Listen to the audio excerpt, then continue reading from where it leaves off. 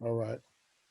Good evening, everyone. And on behalf of the brothers of the Mighty Sixth District, I'm Brother Kurt Walker, 42nd District Representative, and I want to welcome you to tonight's program. It will be a very provocative and informative discussion. We have several guests, and we all are trying to do our best to confront and also learn how to survive in this pandemic environment with COVID-19 virus. Before we begin, I would like to call our brother chaplain, the district chaplain, Brother Travis Alexander, to lead us in a word of prayer. Good evening, brothers. Bow your heads with me, please. Most gracious Heavenly Father and Supreme Basileus of the universe, we, your loyal sons of Omega and the mighty Sixth District of Omega Psi Phi, pause this Sunday evening to give thanks and to offer praise for all the tremendous things you have done and continue to do in our lives. We thank you for this Sixth District Health Initiative, Understanding the COVID-19 Vaccine. Please bless our fearless leader, District Representative Brother Kurt Walker, and for the outstanding work he is doing in these uncharted times. We thank you for the illustrious panel of health professionals, top in their fields, Brother Dr. Card, Brother Dr. Bell, Brother Ford, and the tightened and 31st 6th District Representative who read me in almost 30 years ago, Brother Dr. Melvin Penn. Bless all the uplift we will receive tonight and help us to use our scholarship to utilize this information to our betterment. In Jesus' name we pray. Amen. Amen. And brothers, I want to, once again, you heard our illustrious lineup tonight, and I want to thank you all who are out there in social media land who have taken the time to join the brothers of the 6th District as we discuss the COVID vaccine and the COVID virus. I hope this is a very informative meeting for you all, and we will be recording this and rebroadcasting this on YouTube as well. So we want to do our best to get the education and the information out there to our brothers and sisters who are out there in social media world or wherever you are virtually. And we want to thank you for taking time tonight. Again, I want to start by introducing our host tonight. He is very known in the Carolinas, in the regional community, as well on the internet and virtual. Everybody knows Brother Dr. Thad Bell. He's our main man. He's my main source of information on this virus, and he and I have been shoulder to shoulder on the phone whenever we can get together. He's been everything in terms of providing me the information as we go forward to fight this virus. So Dr. Thad Bell, the floor is yours, my brother, and thank all of the brothers who took time out to be on the call this evening. Thank you very much, Brother DR. I certainly appreciate the opportunity to join my distinguished colleagues in educating the brothers of the Mighty Sixth District as it relates to the COVID-19 virus and as well as the COVID vaccine. Our objective tonight is to educate the brothers in a way in which they can understand. So I want to make sure that you understand that there are no questions that you should feel that are stupid questions. We want you to ask the questions. The brothers that I have assembled are accustomed to answering questions in a way in which the public can understand. And so I want you to take advantage of these distinguished brothers. Now we made up a flyer and we were not able to get all of the brothers who are healthcare professionals on the flyer. But I know that Brother Charlie, who's a physician, is on the call. And I'm sure that there are other healthcare professionals that are in the 6th District, and I'd like to welcome you to join us if you have any contributions to make, any profile that you would like to have us talk about.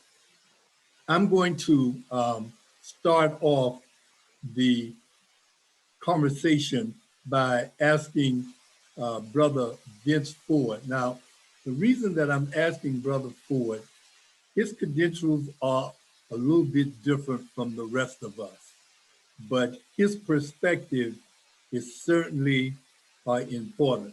So, Brother Vince Ford out of Columbia, would you please make a few, I'd like for you to take 3 minutes to make a few introductory comments, and then we are going to come back to you. Thank you, Brother Thad Bell and Brother DR and all the former district representatives and officers that we have on here, and especially to all of my brothers and any guests that might be on. My name is Vince Ford. I work in Columbia, South Carolina. I'm Senior Vice President at Prisma Health, the largest healthcare system in the state of South Carolina. And working in the Office of Community Health, I'm on, I'll just use the proverbial front line of trying to get the vaccine out throughout our community. Let me start by saying that I took my first dose of the Pfizer vaccine 2 weeks ago, almost 3 weeks ago. I had absolutely no side effects. I'm looking forward to taking my second dose on this coming Tuesday. My goal tonight and in what I do every day is not to try to convince people to take the vaccine. I think that's a personal choice. But as Brother Bell said, our job is to try to educate, inform, and I can tell you why I got to my why I decided to take the vaccine personally. About 2 months ago in November, I was hesitant about taking the vaccine, to be honest with you. And I work in healthcare. And the only reason is because I was just hesitant about taking something that had just reasonably come out. But after studying and educating myself and learning, I realized that that it was something that was important for me to do. So here's how I got to my why. I started with an absolute no, that I wasn't going to take it. A couple of weeks later, after studying, I moved to maybe I'll consider it. And then a few weeks later, I moved to I'm probably going to take it. But then it was the Saturday before Christmas that created my why. When I was on the Zoom call with my 2 kids, one who lives in Tampa and the other who lives in Memphis, and I had to inform them that they could not come home. Or if they did, there were certain things that they would have to do. One, be tested before they left home. They would also have had to be tested once they arrived. They were going to be quarantined for X number of days. They couldn't go out and see any of their friends. Their friends couldn't come over. And then hopefully after X number of days, we could get together and sit down and have a family meal. But so that convinced me that this was something that I needed to do. Since that time, through my studying, I found out that the vaccine is in fact 95% effective. It wasn't created in the last year.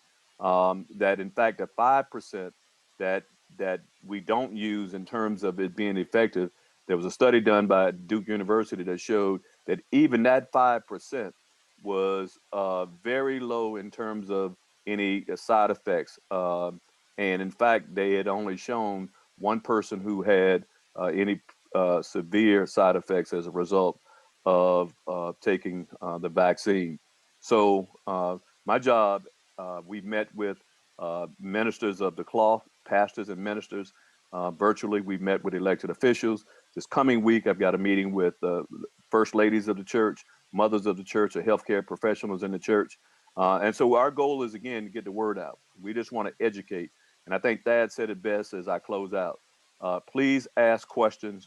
Don't let anybody force you to do something that you're not comfortable with. I do think that we can get through 2021 if we continue to increase the number of people who take the vaccine, we continue to social distance, we continue to wear our masks. I believe that we can get through 2021 by the end of this year, and we can get back to some sense of normalcy if we can create herd immunity, where 70, 80, hopefully 90% of the people decide to take the vaccine. Let me applaud the DR and Thad Bell and the rest of the healthcare professionals for putting this on, because I think the more we do this, the better we are. And I'll close with this. The reason that I'm glad that you all on here is because everyone on here is an influencer, which means that if you decide to take it, other people in your family may consider taking the vaccine as well. And they'll ask you, are you going to take it? And your response is going to be critical to their health and well-being long term. So thank you for allowing me to be on. I look forward to answering any questions that anyone might have. Let me end with this. One of the most profound comments that I heard was that not all of us, but three options that many of us are going to have over the course of the next year. And that is the vaccine, the virus, or a ventilator. And you're going to have to choose which one of those that you may end up, having to be a part of. I'll close with that, Brother Bill. Thank you very much, Brother Ford. Our next speaker, and I'd like for him to give some opening remarks. He is, I consider him, he's kind of like the dean of this organization, and that's Brother Melvin Penn. Brother Penn, some opening comments from you, sir. Thank you, Brother Bill. Can everybody hear me? Yes, sir. Brother Ford, that was quite an introduction, brother. Given Thank you. that introduction, I can't imagine anybody on this call or on this session refusing to take the vaccine. I've been asked a question about taking the vaccine, and what I said was this, and you may recall it from one of our previous conferences. I said, if Dr. Fauci took the vaccine, I was going to take the vaccine. Dr. Fauci took the vaccine, and so when I get my first chance to take it, I will. I'm in all those categories. I'm old. I have secondary medical conditions, so I'm prime time for it as soon as I can get it.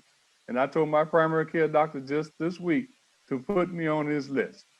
So Thad, I want to thank you again for hosting this.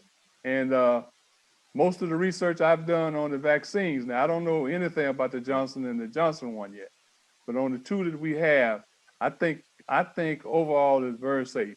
And the severe reactions have been roughly 1 in over 1,000. So I think we're good to go, brother. Thank you, Thad. Thank you very much. And of course, thank you very much, Brother Penn. Brother John Carr, will you go ahead and make some introductory comments, my brother? Sure, I appreciate it, Brother Dr. Thad. Thank you, Brother DR, and other distinguished brothers on the panel, and other brothers of the district, and throughout the Facebook Live that are viewing this as well. I just wanted to introduce myself as Brother John Card. I'm an internal medicine provider in North Carolina. Work for Novant Health, and one of the physician executives for Novant Health as well in community medicine. We have been a strong supporter of the vaccine and had to really do the research as well as to the effectiveness of this vaccine, not only for the world, but also for our communities and for people of color. This is something that we believe will help to reduce the spread of such a dangerous virus that's affecting our people at a very high rate. And I say our people, I mean our communities as well.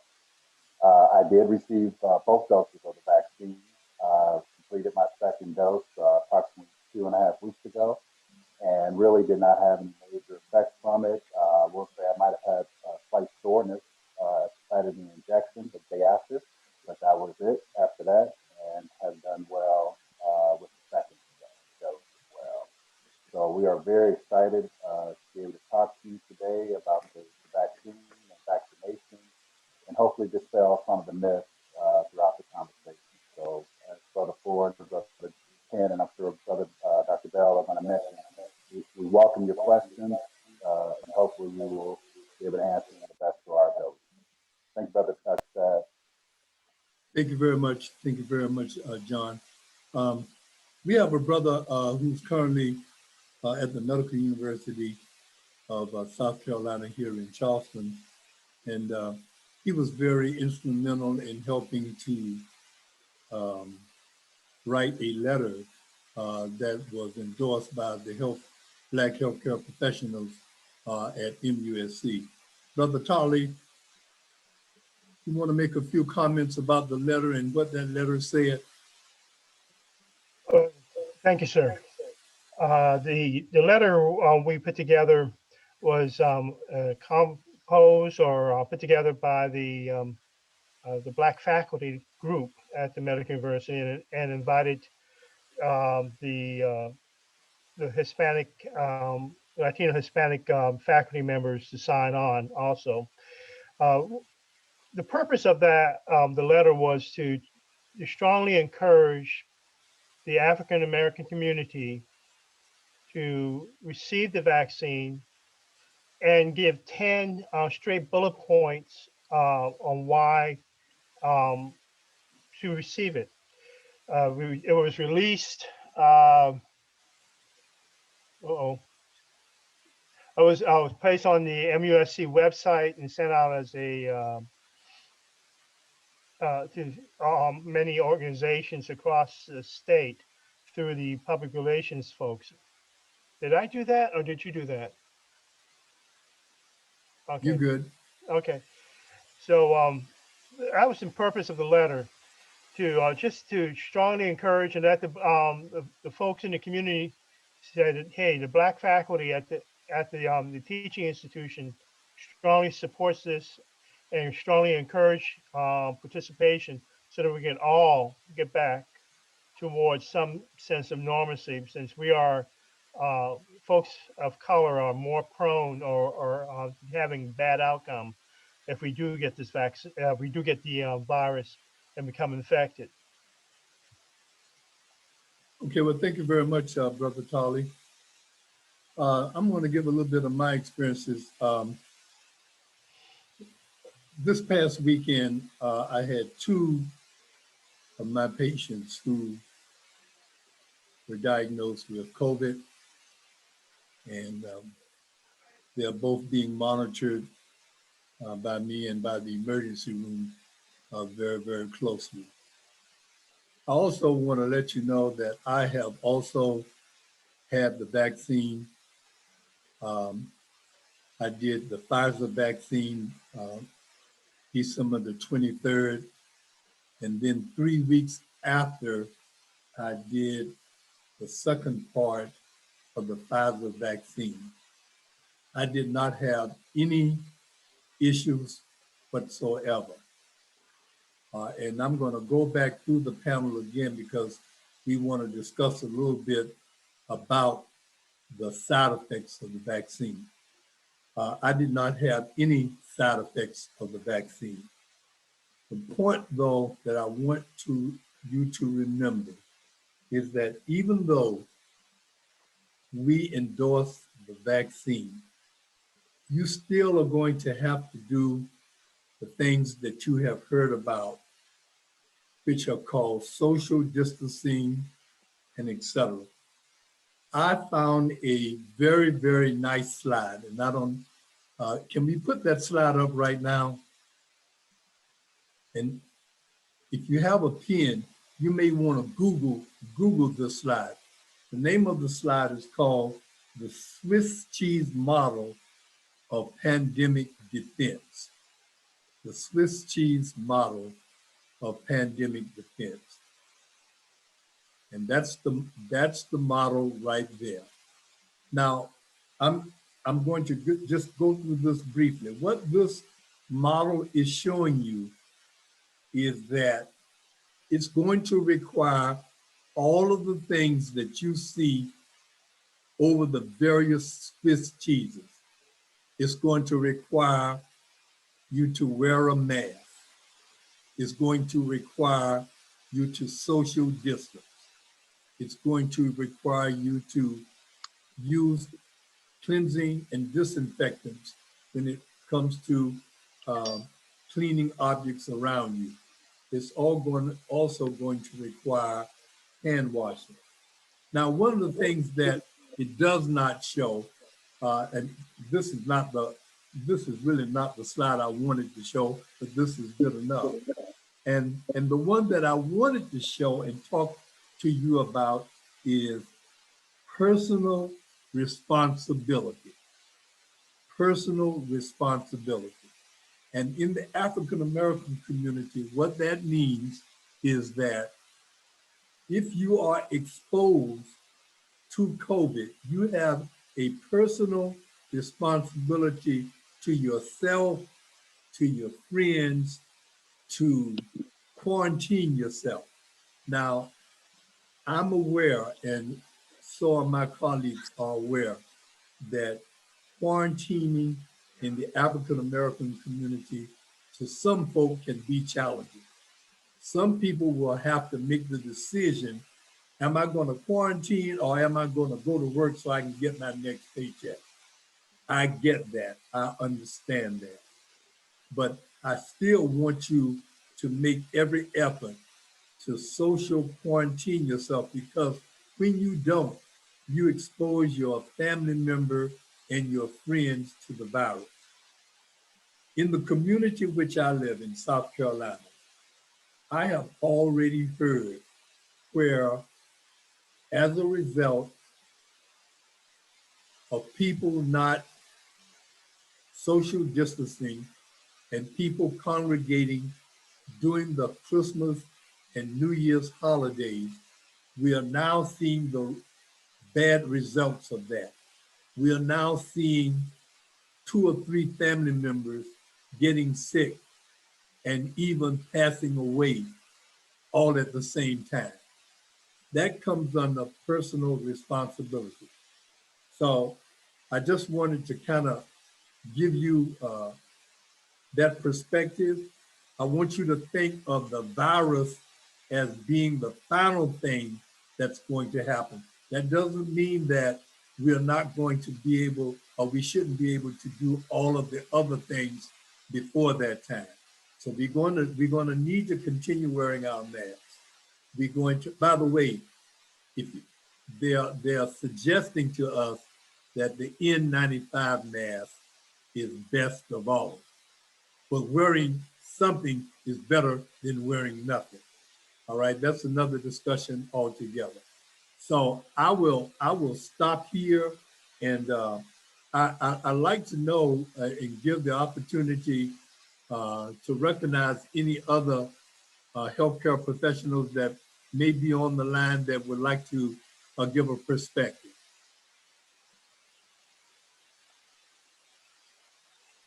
All right, hearing none. John, would you talk a little bit about the side effects that one may experience, and why side effects should not be a deterrent to taking the vaccine? Sure. Thank you again, brothers, and thank you, Dr. Fad. So just to inform our folks that are viewing, there are some potential side effects associated with receiving a vaccine, not necessarily just the COVID vaccine, but vaccines in general. But initially, you might have some soreness at the site of the injection. You might even have a little redness or swelling that occurs. That may last for a day or two, but typically it goes away after that. What we've seen with the COVID vaccine, with the second dose, and that's right now with the Pfizer and Moderna, is that you may experience a little bit more symptoms. Some of those symptoms may be a little bit more of a generalized achiness, uh, kind of a feeling of just uncomfortableness, uh, but not really anything much more significant than that. Those feelings may last for approximately, again, a day or two, but then it goes away. What our belief is that if you're experiencing that, that's okay. That's basically just saying that your body is doing what it's supposed to do, and that's to be ready in the event that it comes in contact with something different within your system. So those are all okay to have, and trust in us that it does not last for a long time. Some folks may experience that with the flu vaccine, which is why they've been a little hesitant in receiving that. But again, that's your body's response to system working for you. So please don't let that be a deterrent to receiving the vaccine. Thank you very much, John. Vince Ford, um, can you give us some insight as to the barriers that brothers may experience trying to get the vaccine? What has your organization done to make the vaccine available to the Black community?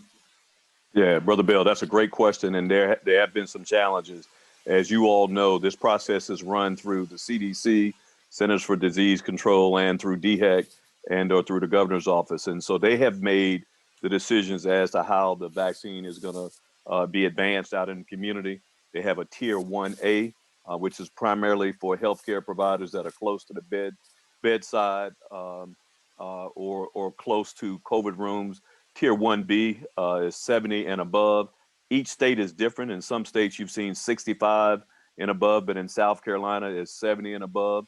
And even with that, there's still some challenges because a lot of people, the website crashed on the first day, and people had challenges getting into the website. Most of our senior citizens may not be, and this is a generalization, as computer literate as most of us are. So they've had some challenges in that area. They've had challenges because they have to have a email address, and it's a two-step process where you first go on and then they send you back another email telling you where's the closest place and an appointment. We did have in Columbia a drive-through process where you did not have to have an appointment, but now because of not having enough vaccines in the entire state, the state of South Carolina has been issuing about 64,000 vaccines per week statewide. And as you all aware, that is not enough.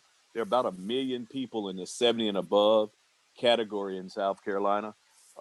And so we need more vaccines now. That said, and Thad, that's primarily with the Pfizer dose, which, as you know, has to be kept in a subpar temperature. That's why it hasn't been rolled out to the community.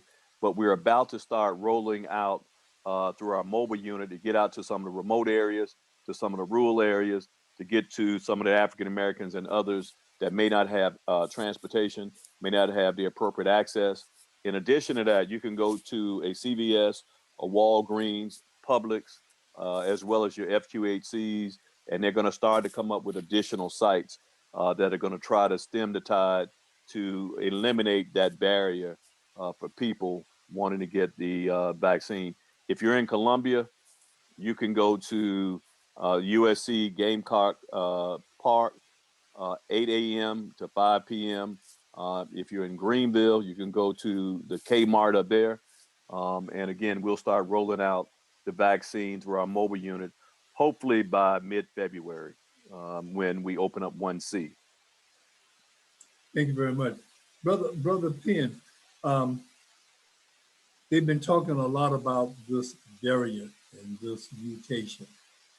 Can you make a few comments about whether brothers should be concerned about that if they take the COVID vaccine? Well, let me give a little background. From what I understand about the new variant, it's already present in 22 states in the USA.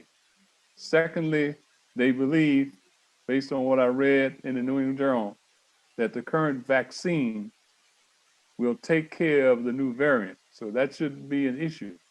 The second thing is the new variant apparently is more contagious. And I've heard numbers as high as 40% higher being contagious. And then lastly, I'll say that my hunch is that the variant will probably spread pretty quickly. And I'm predicting by mid-February, it will be in just about all of the states. So the point is, go ahead and get the vaccine early. And I don't think you'd have to worry about, or get the vaccine when you can, I should say. I don't think you'd have to worry about the variant. Thank you, Brother Bell. Thank you very much. Brother Jim Charlie, I know that you were an emergency room physician. What is your emergency room colleagues telling you about particularly about the African Americans that present to the emergency room? I have heard that we oftentimes are not given the appropriate care, that we are turned away, that we get evaluated too fast and sent home, and then oftentimes we end up dying at home. Can you give us a little bit of insight on that? I haven't heard that. I'll be glad to talk with them about that. As you know, I stepped away from the clinical world not too long ago, and I can tell you that yeah, they are taking precautions. All take precautions. All the emergency departments take precautions to isolate folks who may be COVID positive from the general ED emergency department patient population, and to be careful in that way. If they, I know that if they do not meet certain parameters, they're not admitted, and they are often sent home to isolate. They have to have, they have to be hypoxic, have low oxygen PO2s to be admitted, and that's that may be one of the things that you see folks complaining about. I will also tell you that my favorite emergency department physician, who is my daughter working down in Savannah, uh, she has been admitting and intubating folks of color, and her last patient was 32 years old, who she had that I knew about. I can't say much more about that, though, but she's seeing young folks of color coming in symptomatic. So they're not getting admitted if they're not hypoxic. Uh, and, and then again, you may see that the MUSC and Roper, I don't know anything about East Cooper, Trident, had folks have been stretched a little thin at times. Yeah. Well, thank you very much. Just to dovetail on that, I have been recommending to my patients who get COVID to go out and get a pulse oximeter and take their own PO2 level. And then that's one way that I feel like I have some kind of input. Now, to the brothers, let's explain exactly what that is. A pulse oximeter is a little instrument that you can get from the local pharmacy. It fits on your hand and it measures the oxygen carrying capacity of your body. And oftentimes when that number drops down below 96, am I correct about that, John? 96, 95? That's when it's suggested that you should go back to the emergency room and get some additional care. Am I correct about that, brother? That's correct, Brother Bell. Okay. So I'm recommending that if a brother does get COVID and he's gonna be at home, invest in a pulse oximeter, and when you put your finger in there, check it often. And if it drops down below 95%, that's suggesting that you may be headed for trouble. So if that happens, then go to the emergency room. Take your pulse oximeter with you and tell the doctor what you heard here. Okay. Now, there's another phenomenon that I'm hearing a lot about, and I understand it, and all of my colleagues have heard of it too. And this is a term that you're going to be hearing about, and it's called vaccine hesitancy. Vaccine hesitancy. And what that means is that in spite of our history with medicine, which has been horrific, but at the same time, we are looking at a pandemic that's taking us out 3-1. And if we are not going to lose a generation, we are going to really have to take a look at our vaccine hesitancy and make a different decision than we would make under ordinary circumstances. I think Vince Ford put it best.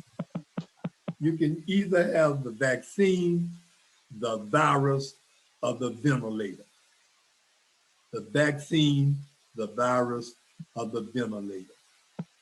I'm finding that when I get the opportunity to explain to patients why the vaccine appeared to come at warp speed and that it has really been in progress for a long time, and that the vaccine is really not a kill virus or a live virus, but it is a messenger RNA, and a lot of people don't understand what that is.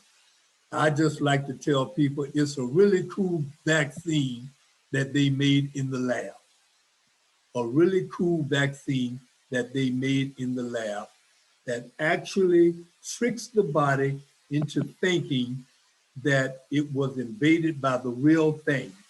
And as a result, the body will begin to do its thing with reference to the immune system to help protect you from getting the vaccine. The other thing that I recently read that's happening in North Carolina that I find very, very novel, and I think we need to think more about it. And that is they're making a major decision to impact prisoners, where you would ask yourself, well, why would they want to vaccine prisoners? The reason that they want to vaccine prisoners is because prisoners go back out into the community and affect other people. Why do they want to give the vaccine to people in halfway houses? Because these are the these are the people that fit the demographics of the spread of the vaccine.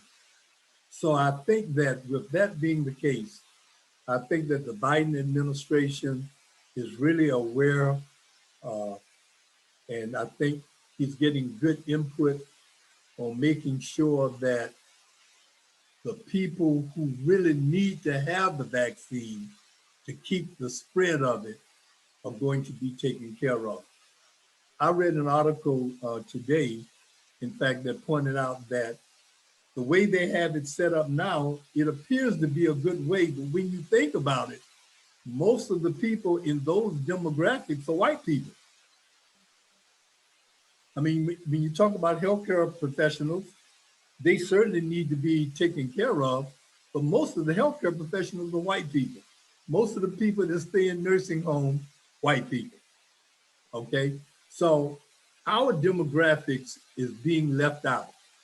So I think that, and Vince, I hope that you'll get a chance to maybe send that information regarding where folk can go get the vaccine, where our people can go get the vaccine, because I think that that's very, very important.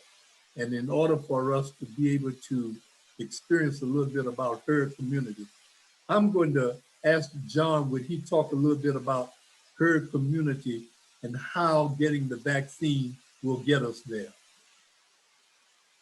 Yeah, so I can definitely do my best with that, Dr. Thad. So herd immunity is basically the concept that if enough people are able to build up the antibodies to help reduce the spread of an illness, then we've developed what we call herd immunity. What the vaccine is able to do is help build that up. So our goal, as I think Brother Ford may have mentioned earlier, is for us to get at least 75 to 80, plus percent of the population vaccinated in order for us to really develop that concept of herd immunity. At that point, we might be where some of us might say back to normal state of being type where we can congregate and meet and have a nice meal out without the fear of being infected afterwards type deal. But I also want to stress that until that time comes, as what Brother Dr. Thad mentioned, we still have to wear our masks. We still have to social distance. We still have to wash our hands and disinfect around us as well. We can get there. But I also want to encourage us, as Brother Ford said, brothers, we are the influencers here. We have to be able to show that we are comfortable with what this vaccine can do for us, our people, our family, our friends, our neighbors, our co-workers, in order to try to help against stop the spread of this virus. We've done it, we've taken it, we're here, and we're here to try to say that in doing so, we want others to try to stop the spread as well. Thank you. Brother Dr. Penn, could you make a few comments about pre-existing conditions? Yes, I'd be happy to, Thad. So brothers, the categories in which I put those are people over 70 and people over 65 who might have those diseases that are very common among us: hypertension, diabetes, congestive heart failure, or serious previous infections. And for those people, that's why Vince Ford told you that they moved that category up in the state of South Carolina. So we will be the first now in line to get the vaccine. And as you notice, some states are bypassing any rules and getting those people who are 65 and over with those conditions vaccinated first. And I hope that doesn't happen in North South Carolina, because right now, according to Greg Austin anyway, even in Charlotte, where people get the vaccine at the racetrack, there are hundreds and thousands of people trying to cut the line in front of those who have an appointment. So it can get vicious out there. But if you're 65 and over and you have hypertension, diabetes, or any heart condition, please have your primary care doctor arrange for you to get an appointment, whether it's in their office or at the health department or other places like Vince Ford talked about. Thank you, Brother Bell. Brother Bell, Yes, sir. I do note that we have about 90 people on this call. Yes, we're going And to I don't start know how right long now. it's going. And yes, we're Yeah. going to do that. Yeah. So So we'll questions. I'm stop sure they right have now questions. as you have suggested, and we'll begin to take some questions. And Brother Thad, just to add, also, our brothers, people who have chronic lung disease, also need to be aware that you fit in that category as well. I just wanted to add that to Brother Penn's statement as well. Good. Brother Okay, Bell. so we'll take some questions. Yes, sir, Brother Bell. This is Brother Walker here. And I just want to pose a quick question or two. Number one, we're seeing now in the news media, the demand is outweighing or exceeding the supply right now. And it's getting to the point where I understand that it's getting critical in terms of those people or individuals who are waiting for their second dose of the vaccine. They're running into some trouble meeting that demand. What can any of the health professionals offer? Because I saw on the news, I think yesterday morning, that one of the medical doctors had even said that they believe that they can extend that period to us. I don't know, I can't remember the amount of time, but I guess the I think the first information gave out, it was like 15 to 20 days you needed to get that vaccine, but now they're saying now actually it can go out a little further. Is that true? Or can somebody talk about that a little bit? I can make a comment about that, Brother DR. You're absolutely right. We have already started looking at the fact that for various reasons, people may not be able to get their second vaccine at the designated time. For the Pfizer vaccine, is 3 weeks. For the Moderna vaccine, is 28 days. But life happens, and people may not be able to get back in time. These are the rules. You have 6 weeks to be able to get the vaccine from the time that you were last supposed to do it, okay? If you cannot get it in 6 weeks, get it when you can. That's the bottom line. You have 6 weeks from the time that you were supposed to get it. But if you cannot get it, I want to make you aware that the data shows, as Dr. Fauci talks about, getting the second vaccine is very, very important. So get it when you can. And that's all that we know at this point in time. Any of the other professionals would like to make a comment regarding that? I think you covered that very well, Brother Bell. Okay. And the DR's point about supply and demand is a very good one. And I'm hoping that Joe Biden will be able to get the companies, the manufacturers, Pfizer and Moderna, to give us more vaccines than the Trump administration had arranged for. Yeah, and I want to add to that. I want to add to that as well. So in South Carolina, if you had your first dose, then let me recommend that you go online if you can and make an appointment, because in some of the locations they will honor your appointment, and as opposed to a person who may just walk up.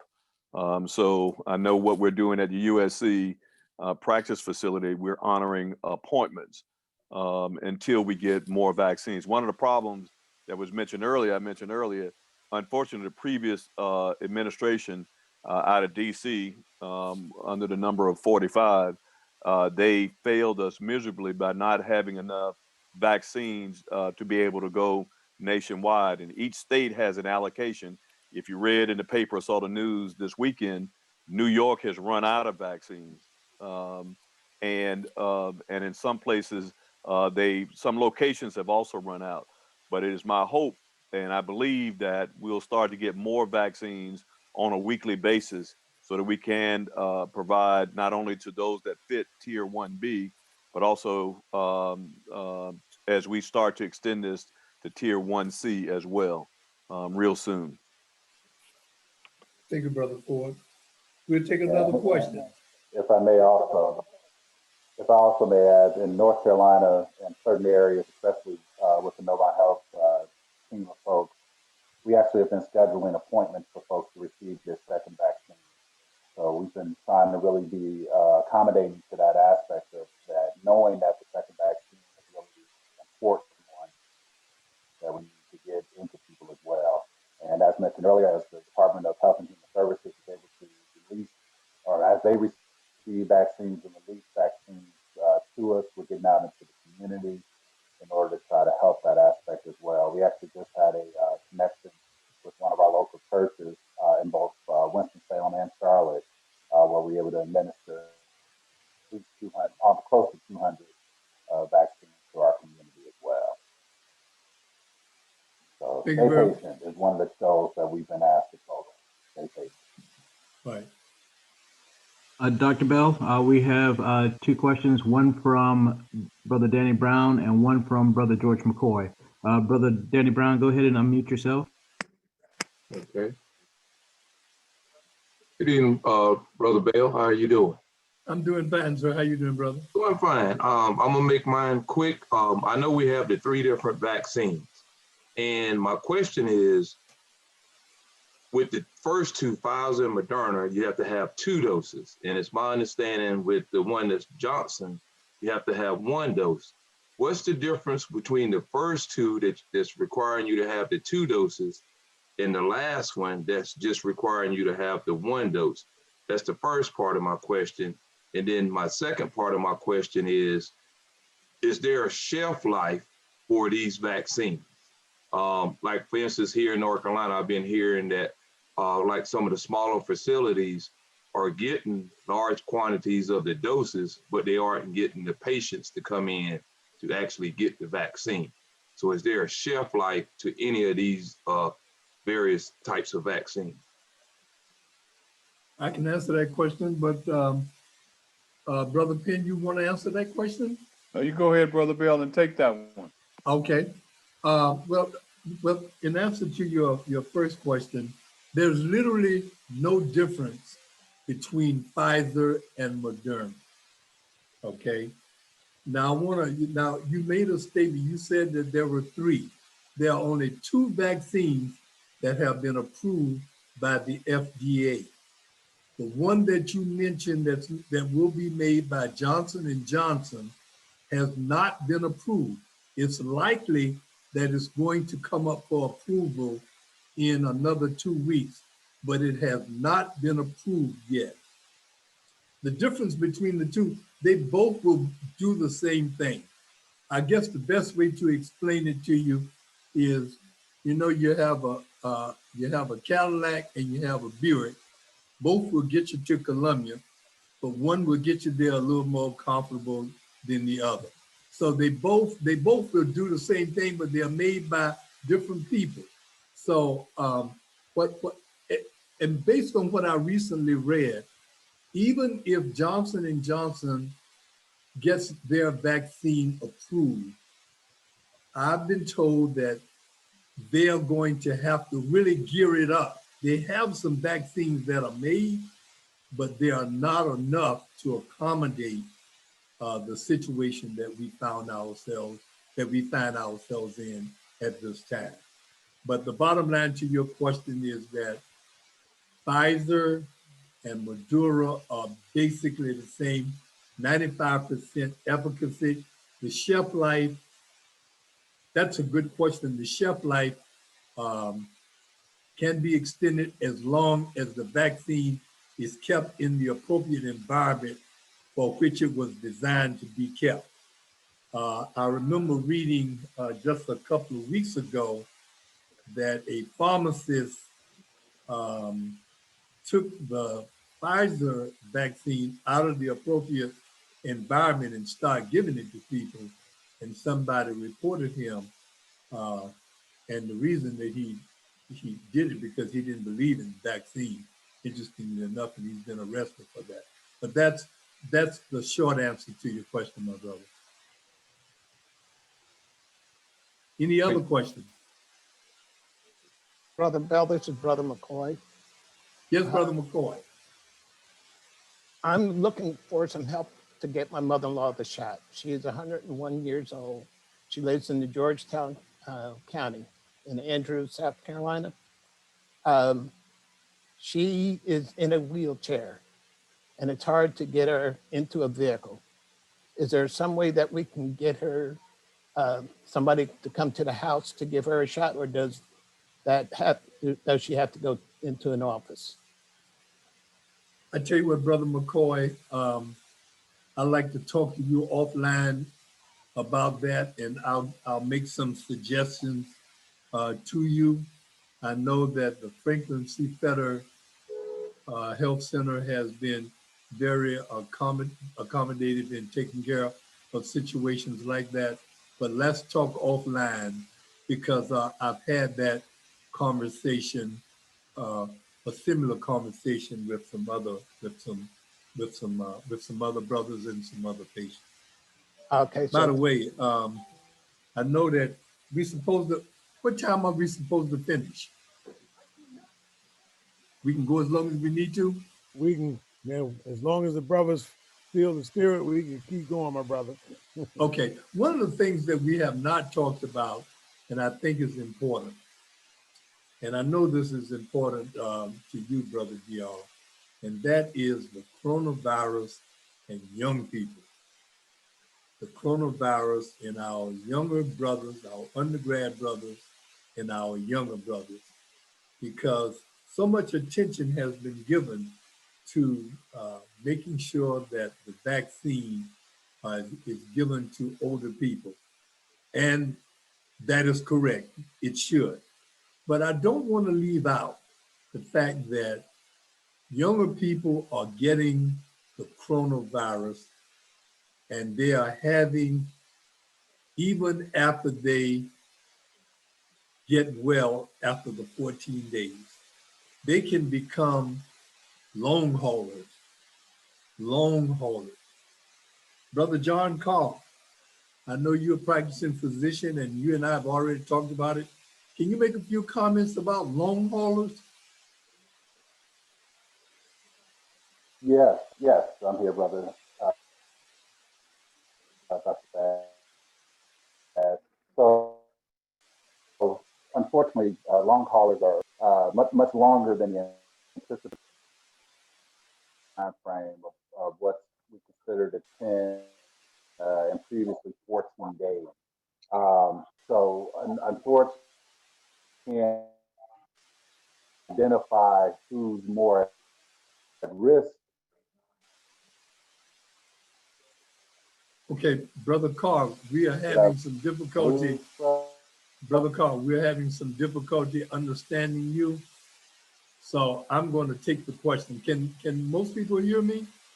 Yes, Brother Bell, we can. Also, Brother Bell, we have a question from Brother Craig Conwell. And Okay. before he asked his question, there's one that is, they wanted to know which one is the Cadillac? Okay. I'm back, Brother Bell. Okay, John, we'll go back to John again. John, I think you went out a little bit. We'll go back to you, John. Okay. So the long haulers, again, are folks who carry symptoms longer than the anticipated time frame or recommended, or what we thought might be the time frame of 10 to 14 days. Some may carry symptoms out to about 30 days or even longer. So we just have to be mindful of those that do. Watch for any symptoms, watch for any symptom progression, and that can be shortness of breath, chest discomfort, fevers, things of that nature as well. So please stay in contact with your primary care providers as it relates to those symptoms so that they can help with monitoring and managing that as well. Yeah, and I'll briefly say my experience. I'm seeing a lot of long haulers. I've seen 4 long haulers, and they have been very sick. These were young people in their 30s who had no pre-existing conditions, got COVID, and thought that they recovered, but continued to feel bad. And then they came in to see me, and what I found out is that these patients are new diabetics, new renal failure, new heart disease. I saw one Thursday who is significantly anemic, did not have anemia before. And so, and then I've also seen one 25 years old who has had significant cognitive decline as a result of getting COVID. So the bottom line is that we don't know who's going to be long haulers, but we do know that young people can become long haulers. I had the opportunity at the earlier part of the week to speak to some brothers in North Carolina, and one of the young men, after I talked about long haulers, came on and said that he had had COVID. One of our brothers said that he had had COVID and that he was having blood clots. That is a complication of COVID. That's a long hauler experience. I got a little bit upset with him because in the next breath, he said he wasn't going to take any medications for it. And so I kind of lost my cool with that. And I said, look, you cannot have that school of thought if you, if you are sick. If you are sick, my brother, you gotta take the recommendations of the doctors that's taking care of you. You gotta take the medications, because if you don't take the medications, you're going to die. It's just that simple. And so I want to let our younger brothers know that the coronavirus can affect them too. Now, I know that there was another question. What was the next question? I think. Brother Craig Conwell, please go ahead and unmute yourself. Yes, sir, I'm unmuted. I'm Brother Craig Conwell. Peace be unto all you brothers. I have 2 points of contention. Can you hear me well? Can hear you well. Yes. 2 points of contention. As far as vaccine hesitancy, that's well founded, looking at the historical relationship between Black America and the government of the United States of America. Also, the contention is that the spike protein, we need more knowledge of that, because one of the things that I've read and researched with the spike protein is that it binds, it's an HIV protein. And if the messenger RNA is using our cells and tricking our cells into producing that, then it's actually producing HIV proteins in our body. So it would be insane for us to get an injection where the messenger RNA is tricking our cells into producing an HIV retrovirus. That is insane. So we need to understand that. And you guys, I want you to answer that question, if that is a fact, because I've been hearing that from other virologists and epidemiologists and other medical doctors, that the S protein is in fact an HIV protein. Another thing I want to say is this: we act as if there's no other solution other than the vaccines to treat COVID-19. When you look at what the Cuban medical brigades have done in China, in Italy, and other parts of the world in flattening the curve of COVID-19 infections across countries, why can't we use alpha interferon, which is a known scientifically data-based treatment for COVID-19 that is working? Why are we shying away from that if it works? So if we are only suggesting, you're suggesting to us that the only thing that's working or that's going to work is the vaccines, and that's not it. That's not correct. We need to also look at other alternatives that are in fact working.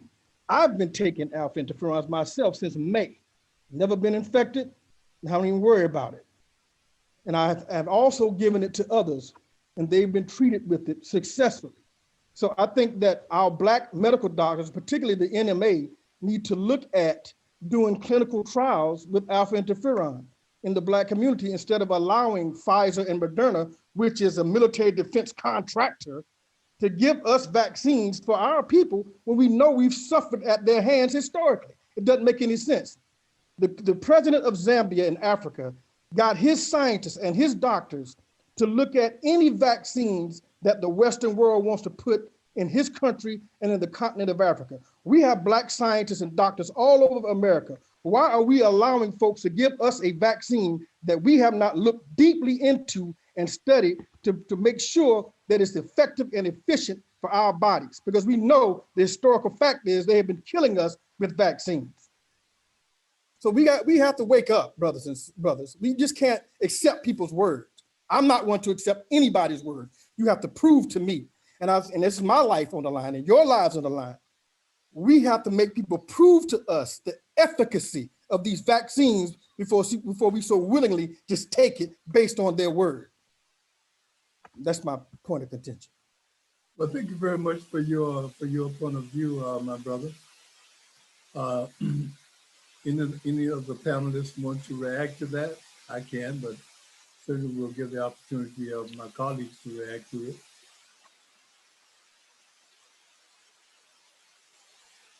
I will say to you, my brother, that some of the facts that you have given us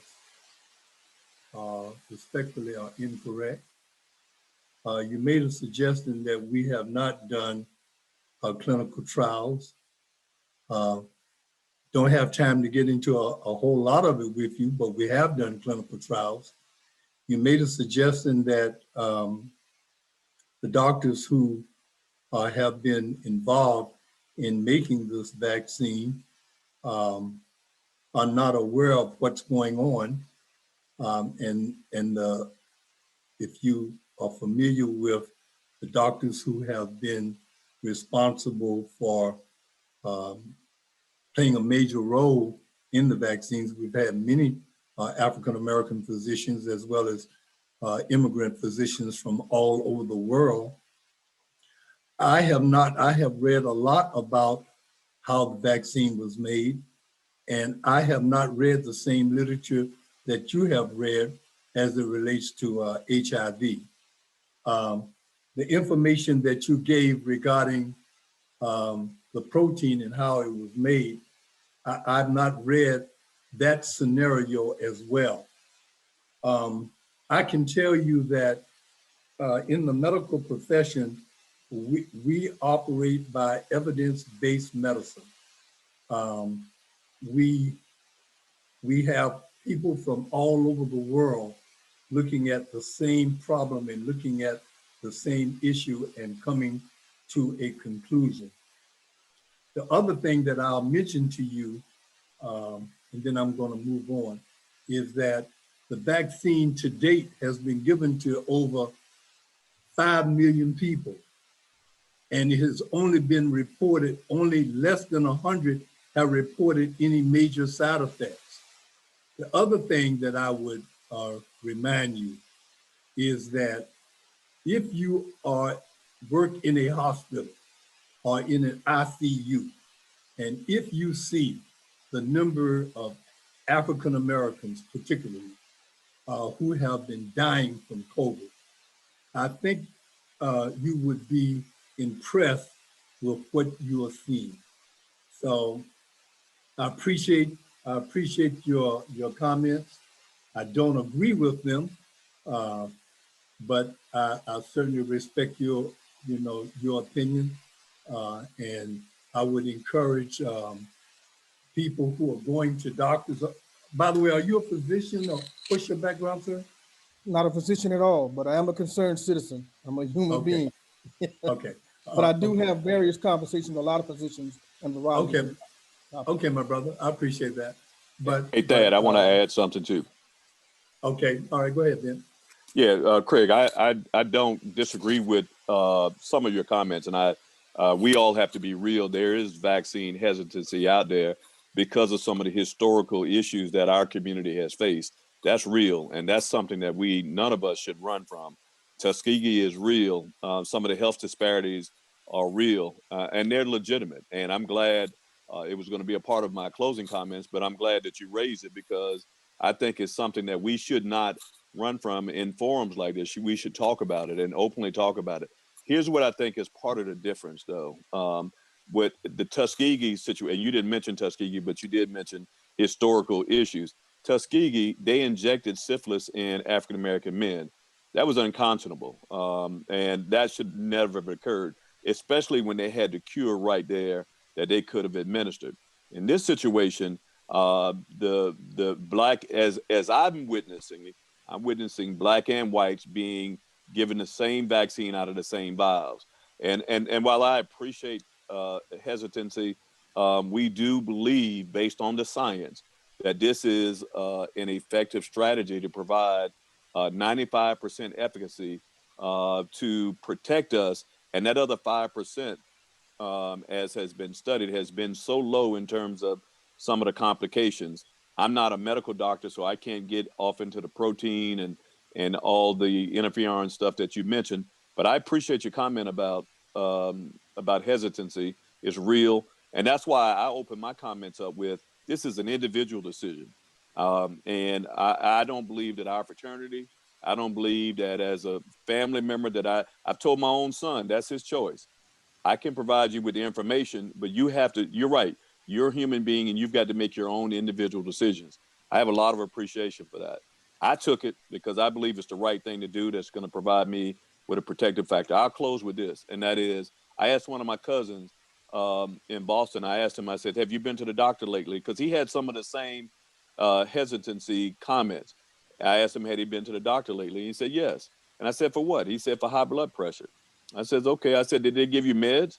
And he said, yes. I said, did you take them? He said, yes. I said, well, you telling me you don't know what's in the COVID vaccine. I'm suggesting to you, you don't know what's in the high blood pressure medicine, but we take it willingly. People smoke cigarettes, they take food. And so, yeah, that has to be an individual decision. I appreciate what you're sharing. And some of the things that you mentioned, I wrote down, I'll do some studying on it myself, but much appreciation to your point of view on that. Thank you. Yeah, let me, Brother Ford, let me make one comment about the Tuskegee experiments, which I have studied a lot. And I want the Brotherhood to know, in the Tuskegee experiments, the black men that had the syphilis, they were not injected. Right. Thanks, We Dr. need to Bell. understand that they were not injected. They already had the syphilis. But what the government did was convince them that they were going to get a treatment when in fact they were getting nothing.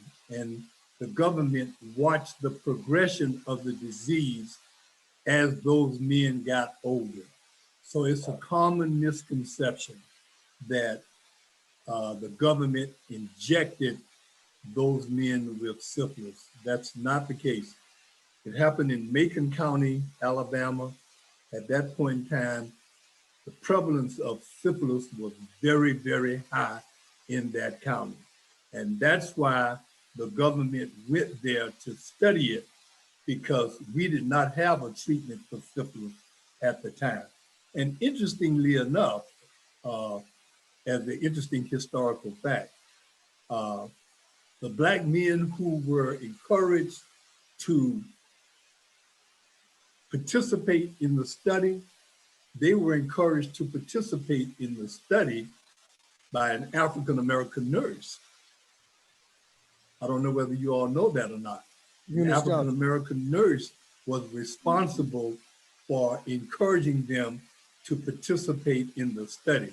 Now, to her credit, she found out near the end of the study what we now know, that these Black men were not getting any kind of treatment, that they were just being observed to see how the syphilis affected the body. And interestingly enough, in 1945, when penicillin was discovered and introduced, the study continued. The doctors in the public health system did not administer penicillin, which we knew would cure syphilis at that time. They continued to study it to find out how it would affect the body. But brother, I appreciate your comments. I appreciate your hesitation. I certainly would be interested in talking to you further. I want you to promise me one thing, though, in spite of all of those things that you're doing, I still want you to wear your mask, social distance, and do all of this other stuff. If you'll just promise me that, we'll get to you and see, can we get you on the right track, at least from our perspective. Dr. Thank Bell? you, brother. Okay. Dr. All Bell? right, any other questions? Yes, Dr. Bell, can I say one thing, a question, and anybody's free to answer it? It's not about the vaccine, but the now types of COVID tests. We know we have the nasal swab. We know we have the I think the saliva. Can anyone talk about some of the tests that are out there as they are coming out, so that we who are still need to be tested or have the test for various reasons, can we talk about some of the options that we have now? Hey, Brother I Bell. can, Yeah, but John, yeah, go ahead, John. just wanted to address that to say that, yes, the main um, detection system is still through the nasal swab.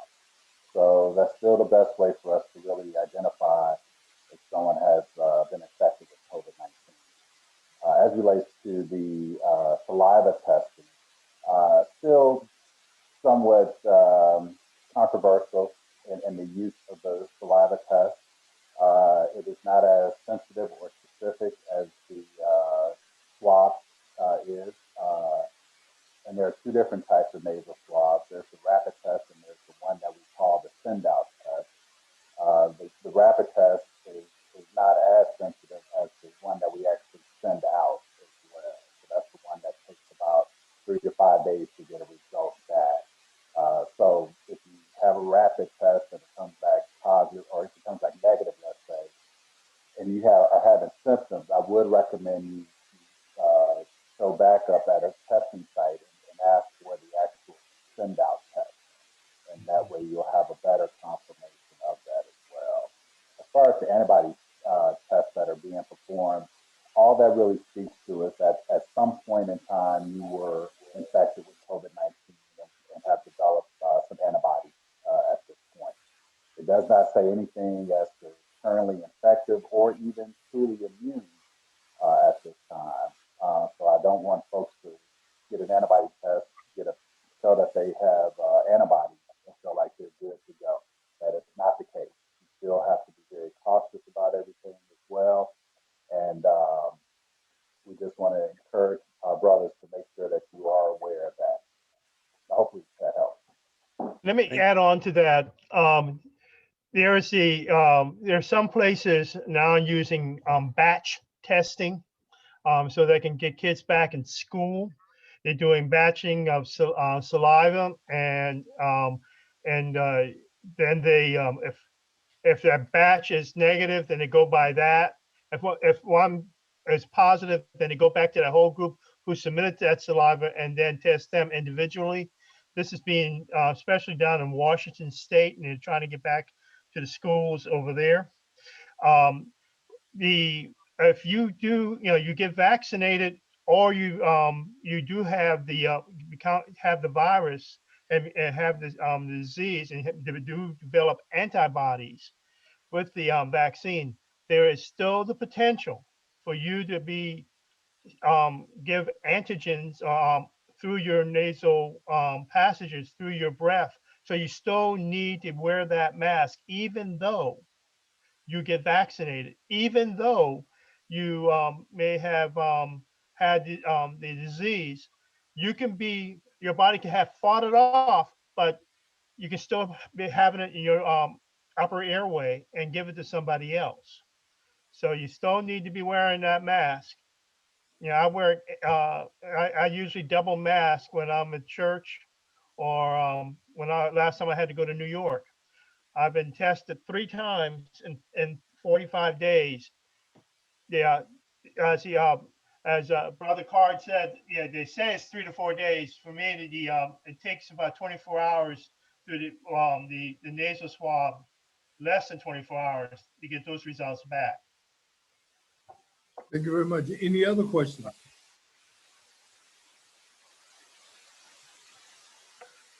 By the way, Is it I did a Johnson? little additional research, and there's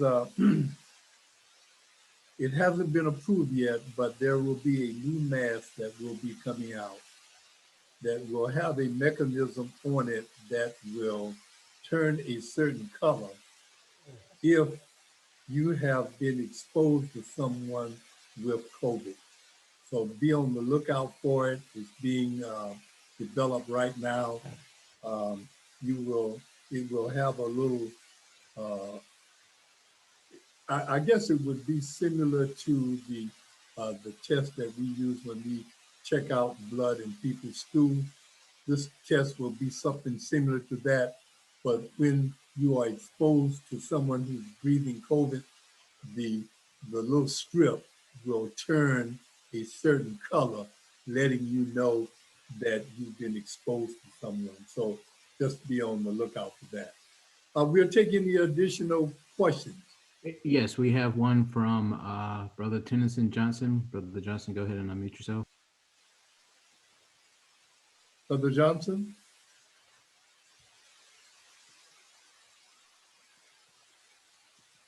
Brother Johnson?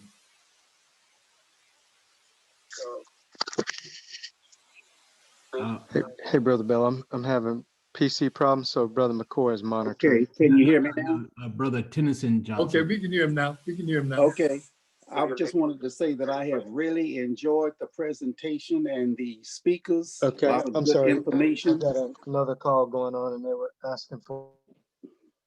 Can you hear me? Yes, go ahead, Brother Johnson. Okay, I just wanted to say that my wife and I got our first shot yesterday. Everything went real smooth, and one thing that the nurse emphasized to us is that they gave us a card with the date of the first shot, and we have to bring that card back, and they'll put the date of the second shot. She said, laminate that card and keep it with you at all times. So in the future, that's going to become a rite of passage. And I just wanted to share that with you. Well, thank you very much, Brother Johnson. I'll let you know, as many of you know, every year, Closing the Gap in Healthcare, we put on a world-class jazz festival.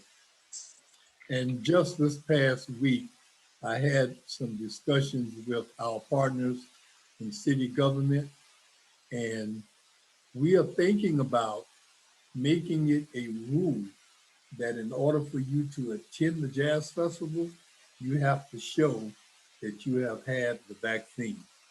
That will at least decrease the risk of other people getting infected. So that's not in stone yet. We're just thinking about it. But your point is very well taken, brother. Yes, those kinds of things, as far as the rite of passage is concerned, are being considered. Any other questions? Brother Yes, Bill? we have one. A brother asked about individuals with CPOD. How does the virus, as well as the vaccination, affect those individuals who suffer from CPOD? COPD, brother John. Yeah, I can take that. So COPD, chronic obstructive pulmonary disease, that's what some folks might consider chronic bronchitis or emphysema. Asthma is actually a component of that, as well as interstitial lung disease. So these are terms that you may have heard from your providers or friends or family. The virus can attack uh, very strongly, and in essence, can cause some significant illnesses because folks with chronic obstructive lung issues may already have a reduced oxygen capacity. So if they're now infected with a virus that can worsen that oxygen capacity, it makes them at even more significant risk. The vaccine is definitely encouraged in folks who have chronic lung disease in order to try again to reduce the potential severity associated with this virus. But I do want to emphasize that to my brothers as well, is that the vaccine is not a cure for COVID. Okay, the vaccine is there to really try to help reduce the severity associated with getting COVID-19 infection. So we were trying to reduce the risk of our people and others going to the hospital, being placed on ventilators, dying from this illness. Um, and this is one of our mechanisms of doing so. Yes, mask wearing, washing hands, social distancing. I hope you continue to hear that, continue to know that that is still a vital part of all of this as well. But that's the reason why it's important for our folks with chronic lung disease to get the vaccine. Hey, Thad, I want to add to that. That was an excellent answer. Brothers, it is amazing that if you look across the country right now, we're not seeing influenza at the high rates that we've seen it before, nor the common cold. And it has, I've heard of almost zero at the hospital that I work at. And that's because of all the things that are going on. Just we geared up this year to provide the influenza vaccine because we thought that we would have a twindemic, and some people would say a tripledemic, but a twindemic would be the influenza and COVID. But we've seen almost no influenza. We believe it has a lot to do with some of the practices that are going on: social distancing, wearing masks, not being in big gatherings. But that situation is way down. Brothers, I believe, this is my personal belief, I believe we can turn the corner this year on COVID if we do the kind of things that have been discussed on this call, so that somewhere around the latter part of this year we can get back to some sense of normalcy. If the number of vaccines go up, we continue to social distance, we continue to mask up, we create some level of herd immunity, I believe that we can turn the corner on this. But it's interesting, no influenza, or very rare, very few influenza cases in the entire country. Thank you very much, Brother Ford. To your point, the slide that I was going to show you is on the screen right now. And you can see those yellow things represent Swiss cheese. And you can see at the, it would be to your right, at the end, the last Swiss cheese behind that is vaccine. But before we get to the vaccine, all of these other steps are going to be needed in order to decrease the prevalence of death and illness of the COVID vaccine in our community. And so we still have major issues with people not wearing the mask. And then when they do wear the mask, they wear it incorrectly. I can't tell you the number of people walking around with masks on and the mask is below their nose. Okay? So, and of course, one of the things that continues to happen in the African American community is that we still see people in crowds, particularly funerals, parties. The young people are still going to a lot of parties as though nothing is going on. And that's why you see 2 or 3 weeks later an increase in the incidence of those kinds of problems. Any other questions? Brother Bell, this is Brother Penn. I don't have any questions, but I'm gonna have my closing comment because after an hour and a half, brothers sort of get saturated. I agree with my former bosses of Pi Phi chapter, Tennyson Johnson, that you all have done a magnificent job with this conference. And the last thing I would say to any no-sayers is this, and I always tell people this: if you don't trust your doctor, you ain't gonna get well. And if you don't trust your doctor, get another one that you do trust. Thank you, Brother Bell and everybody, Brother DR. Thank you, Brother Penn. We appreciate it. Thank you, Brother Dr. Penn. All right, Brother DR, I think we'll take Brother Penn's advice unless there are some other questions that any brothers may have. And of course, we'll be more than happy to come back and do this again because the information is constantly changing. And I'd like to thank my wonderful panel for joining me and playing a major role in making this conference successful. And Brother DR, we would like to thank you for your leadership in making sure that the brothers of the Mighty Sixth District have good information so that they can make good decisions regarding their own health. And with that being said, I'll turn it back over to you, Brother DR. Thank you so much, Dr. Bell, and all of the doctors, the medical professionals that were on the call tonight. Thank you so much for your information and guidance. And I want to say this, brothers, let's continue to be our brother's keeper. Let's continue to look out for one another and each other's families at this time. We got to fight through this and make sure that we are there when we come out on the other side. And we got to keep each other in prayer. And with that being said, I would like to say that before Brother Travis Alexander hits the floor, Brother Alexander will be leading the prayer call for the fraternity this coming Thursday. And I would ask that, if you got time, I know many of you are daily on the call. Some come on when they can, but, I would ask that if you can make that time at 6:30 a.m. to be on a prayer call, we'll make sure you get the information. Brother Alexander's on, I'll let him share that with you.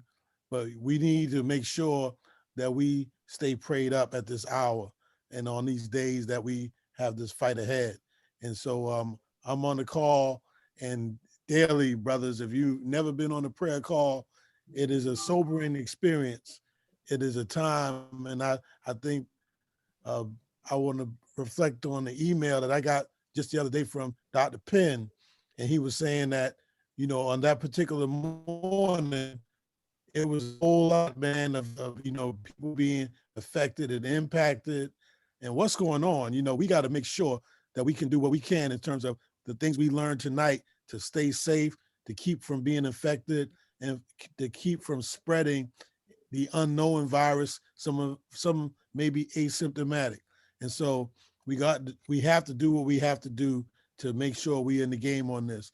So Brother Alexander, if you don't mind, I'll leave it to you. And again, thank you, my brothers. Thank you so much for being present tonight. Thank you, Brother DR. And if you have any prayer requests, you can email them to prayingomegas@gmail.com. That's any day of the week, whether I'm on or not. All of the chaplains across the country get that. And whoever's on that particular day will read your request and will pray for whatever requests you have. So please feel free to do that. That's prayingomegas@gmail.com or email me maestro@earthlink.net if you can't get through. Brothers, bow your heads in prayer as we close. Dear Lord, we thank you for this successful completion of this health initiative forum on COVID-19 vaccination. We ask that you cover and protect the entire brotherhood, our families and our friends with your grace and mercy. Keep us all COVID-free and in great health. Bless our beloved Omega and the mighty 6th District of Omega Psi Phi Fraternity. Bless us and dismiss us from this virtual station, but never from your presence. We thank you for our health professionals. We thank you for their expertise and their brilliance. And we're thankful that Omega has such stalwart and academic men in the medical field. Keep us safe until we meet again. In Jesus' name we pray. Amen. Amen. Amen. Thank you, brothers. Thank you, brother. Amen. Thank you, my brother. Brother D, Brother Thad, appreciate y'all. Good night, my Y'all brother. take Good care. night, brother. Amen. Good night, brothers. All Thank you, right. brothers.